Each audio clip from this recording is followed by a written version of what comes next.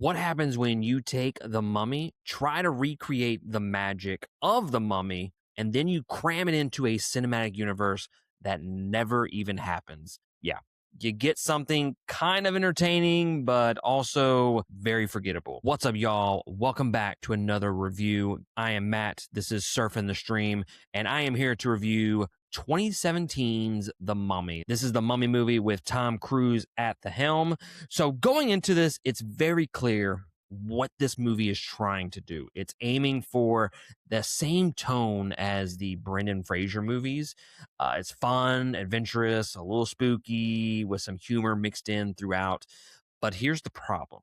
That older movie felt effortless to me, that the humor, the action, that adventure, it just all blended together just naturally. But this one, it tries to be funny, but for me, the humor just doesn't land. It feels forced.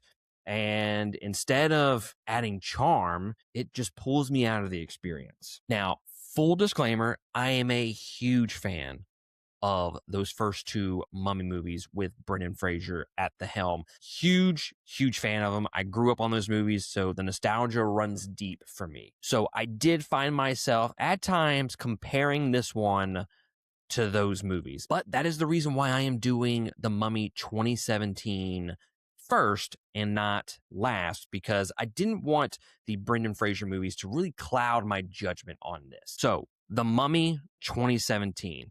One big thing that didn't work for me was the setting. And I'm going to nitpick the hell out of this movie just because it deserves to be nitpicked, okay? A lot of this movie takes place in a modern city rather than Egypt. And honestly, that's a huge downgrade for me. Part of what made those Fraser movies so iconic was that sense of ancient mystery, the tombs, the deserts, the curses. Here, it just feels generic to me. And then there's the whole veil situation, which is what Nick's friend in the movie. He's a figment of Nick's imagination the entire time. It just didn't work for me at all. Comes off more silly than interesting, and that's not in a good way. But speaking of Nick, Tom Cruise's character, I did like. He's not that typical, I know everything, I'm the hero type, which is legitimately, I'm a huge Tom Cruise fan, okay? I love just about all Tom Cruise movies. I will sit here and tell you that tends to be the Tom Cruise formula, where he's just this know-it-all, above everything type of action hero, and that's fine. That's Tom Cruise. I love those movies for it. But here, he's not that type of character, and I kind of enjoy that. He's kind of a slime ball, makes bad decisions, he's selfish. That's just refreshing to me. It gives the movie a different kind of protagonist, even if the script doesn't always fully capitalize on it. But I did enjoy Tom Cruise's performance here as Nick, and even the characterization there was fine for me. He was really the only thing that kept this movie going. You take Tom Cruise out of it, which, by the way, I think we do need to talk about for just a second. I think Tom Cruise might be miscast with this universe, with this movie in particular. But it's the weirdest thing, because if you take him out of this movie, I don't think there's anything interesting about it other than the action sequences.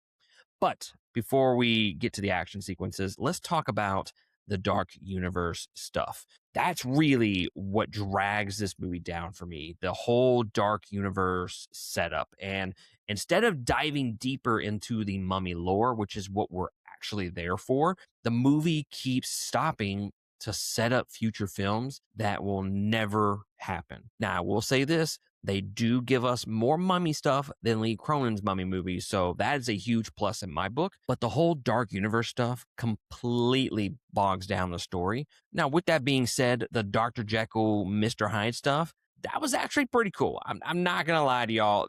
The big reason why that works for me is Russell Crowe's performance. He knows what type of movie he's in, okay? He knows what type of characters he's playing, and he just goes for it. This dude is having fun.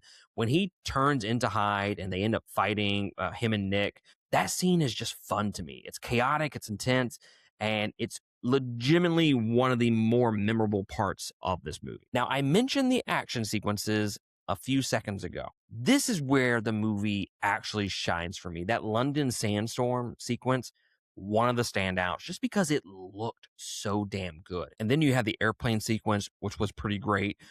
All of those action set pieces look great. Going back to that London sandstorm sequence, I love the detail of her face forming in the storm. That's such a cool visual. Gives you that a little bit of nostalgia for the Brendan Fraser movies where they had Imhotep in the sandstorms. But honestly, that's one of the few times where the mummy design really works for me is when she's in that sequence. She looks dope as shit just from a costume perspective and design, plus the sandstorm, all that just looked great. But at the end of the day, this movie is just kind of a mixed bag. There are some really solid action set pieces that kind of keeps things entertaining, but then there are long stretches where it slows it down to a crawl, mostly because it's trying to set up a bigger universe instead of telling this singular focused story. And the silliness, it adds a little bit of charm, but it's overused to the point where it starts to hurt the movie more than helps it. And the mummy herself, there are some moments where she's cool, but overall, it's just not a very memorable or inspiring take on such an iconic character. So yeah, this is one of those movies that's fine for like a one-time watch. I had watched it one time before, which was right when it had released on DVD. So didn't remember a single thing from this. And once today passes, I'm going to forget it all over again. So that's just my take on it. But what did you think of 2017's The Mummy? Did it deserve a sequel, or was this the right place for the dark universe to finally end? I will say this and die on a hill. Dracula Untold, entertaining as fuck. That movie gets a little too much hate for it. One day I'll review that one. Drop your comments down below, and if you enjoy movie reviews like this one, make sure to hit that like and subscribe button. That's really going to help us out, and we would greatly appreciate that. But guys, that's going to be it for me. I will catch y'all next time on the next one. Laters.